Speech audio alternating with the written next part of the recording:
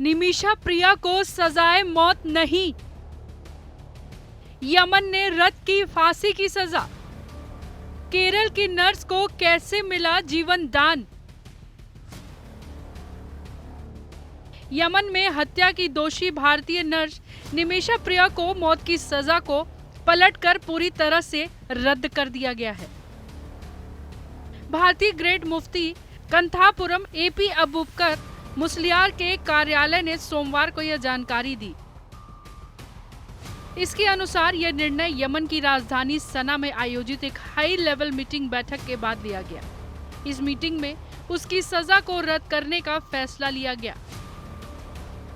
हालांकि जिस व्यक्ति की हत्या के आरोप में निमिषा को सजा सुनाई गई, उसके भाई अब्दुल फताह महदी ने ऐसी किसी भी बात से इनकार किया है।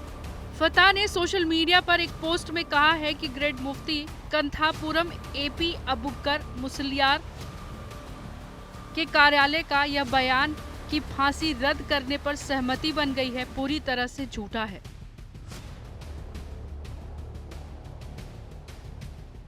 बता दें, न्यूज एजेंसी ANI ने जानकारी की सूत्रों से पता चला है कि निमिषा प्रिया मामले में कुछ लोग द्वारा साझा की जा रही जानकारी गलत है।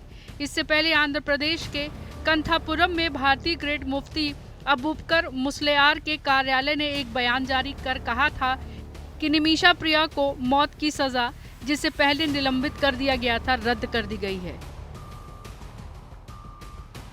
ANI के अनुसार अबूबकर मुस्लियार के कार्यालय ने अपने बयान में कहा है, निमिषा प्रिया की मौत की सजा को रद्द कर दिया गया है। उसकी सजा को पहले सस्पेंड किया गया था, अब उसकी मौत की सजा को पूरी तरह से रद्द करने का फैसला लिया गया है।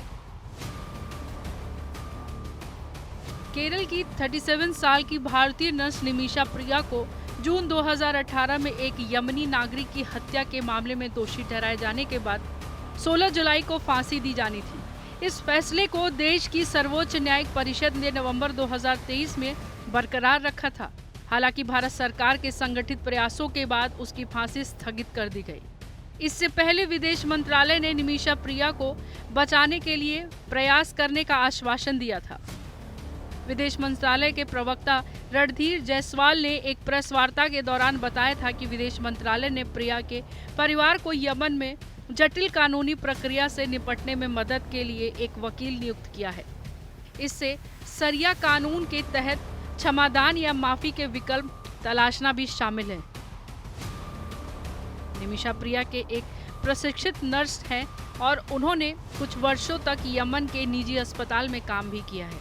निमिषा का परिवार पैसे के कारणों से 2014 में भारत लौट आया।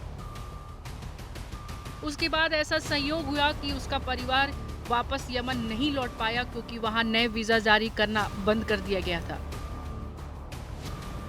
इसके बाद साल 2015 में उसने वहां अपना एक क्लिनिक खोलने की योजना बनाई और एक यमनी नागरिक तलाल अब्दो महदी के साथ लिया। वहां के कानूनों के चलते निमिषा खुद क्लिनिक नहीं खोल सकती थी। फिर निमिषा और महदी केरल घूमने आए। इसके बाद महदी ने निमिषा से शादी करने का दावा करने लगा। निमिषा प्रिया की मां द्वारा दायर याचिका में कहा गया कि कुछ समय बाद निमिषा का क्लिनिक शुरू हो गया। फिर महदी ने क्लिनिक और मालिकाना हक को लेकर गड़बड़ी करने लगा। उसने सभी को यह बताया कि निमिषा उसकी पत्नी है। उसकी मासिक आय से पैसे भी लेना शुरू कर दिए। बाद में निमिषा ने आरोप लगाया कि महदी उसे और उसके परिवार वालों को तंग करने लगा है।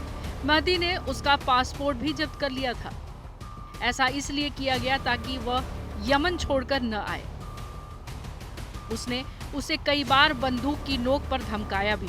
उसने क्लिनिक से सारा पैसा और उसके गहने भी छीन लिए। याचिका में यह भी आरोप लगाया गया कि परेशान होकर उसने सना पुलिस से शिकायत की। हालांकि महदी के खिलाफ कार्रवाई नहीं की गई, बल्कि पुलिस ने निमिषा को गिरफ्तार किया, 6 दिनों तक जेल में भी रखा। यह भी आरोप लगाया गया कि जेल से लौटने पर यातनाओं की गंभीरता कई गुना बढ़ गई। साल 2017 में निमिषा ने अपने क्लिनिक के पास एक जेल के वार्डन की मदद लेकर महदी को एक हाई पावर दर्दनाक दवा दिया, जिससे उसकी मौत हो गई। लेकिन भारत के लोगों की दुआएं रंग लाई और अब ग्रैंड मुफ्ती कार्यालय की ओर से बताया गया कि यमन में उच्च स्तरीय बैठक के बाद निमिषा की मौत की सजा को रद्द कर दिया गया है। हालांकि यमनी सरकार से आधिकारिक पुष्टि अभी आना बाकी है। ब्यूरो रिपोर्ट, जनतंत्र टीवी।